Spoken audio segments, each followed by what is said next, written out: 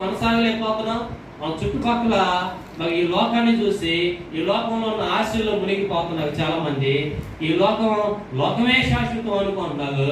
మరి మొదటి యోహాను పత్రికలో మరి చెబుతాడు కదా, లోకంలో ఉన్నదంతా శరీర వ్యవసాయ, నేత్ర వ్యవసాయ, జీవపు డంబాల్లో పడిపోయి ఈ రోజున దేవుని శక్తిని అనుభవించలేకపోతున్నారు.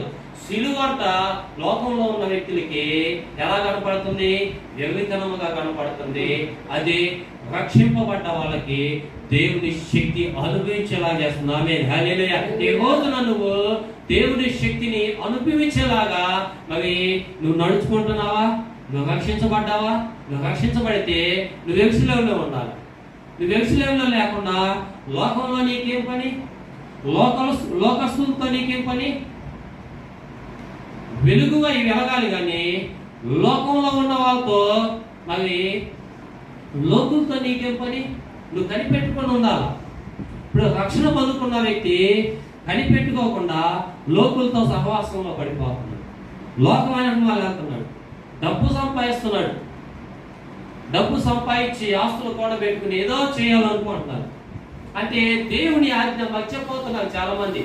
ఈ దేవుని ఆజ్ఞకి లోపడకుండా మర్చిపోయి నా జీవితం ఇక నా ఇష్టం నేనే నడిపించుకుంటాను, ఇక దేవుడు అన్ను పక్కన నుండి అంటున్నారు.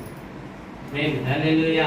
ఎందుకంటే దేవుని శక్తిని మనం అనుభవించాలంటే, దేవుని శక్తి అనుభవించి మరి ఆయన రాజ్యంలో మనం ఒక పాలి భాగస్తులుగా అయ్యి ముందుకి కొనసాగాలి అంటే మరి మనం ఎక్కడ ఉండాలి? యెరూషలేములో ఉండాలి. ఒక వ్యక్తి యెరూషలేము నుంచి యెరికో పట్టణానికి వస్తున్నాడు.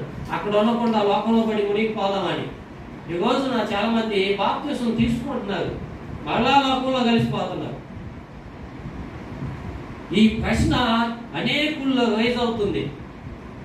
ఎందుకంటే ఒక వ్యక్తి జీవితం సరైన పద్ధతిలో ఉంటే ఆ వ్యక్తిని చూసి ఇంకొక వ్యక్తి మారడానికి అవకాశం ఉంటుంది. ఆమేన్, హల్లెలూయా. ఆ వ్యక్తి పాపంలో పడిపోతే, ఆ వ్యక్తి శాపంలో మునిగిపోతే మరి నన్ను చూసి ఇంకొక వ్యక్తి వస్తాడా? ఇప్పుడు నా జీవితాన్ని మా గ్రామస్తులు చిన్నప్పటి నుంచి చూస్తున్నారు కాబట్టి ఇదేముందిలే పాస్టర్ గానే కాదు, ఆ మనలో ఒకటేలే అని అనుకుంటున్నారు.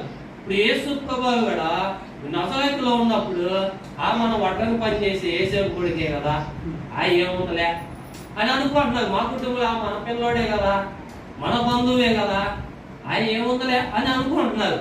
ఎందుకంటే ఒక వ్యక్తి దేవుల్లో ఉంటే దేవుని శక్తిని ఆ వ్యక్తి ద్వారా దేవుడు పని చేయాలి. ఆ వ్యక్తిలో దేవుడు పని చేసి అనేకులకి వెలుగుగా నిలబెట్టాలి.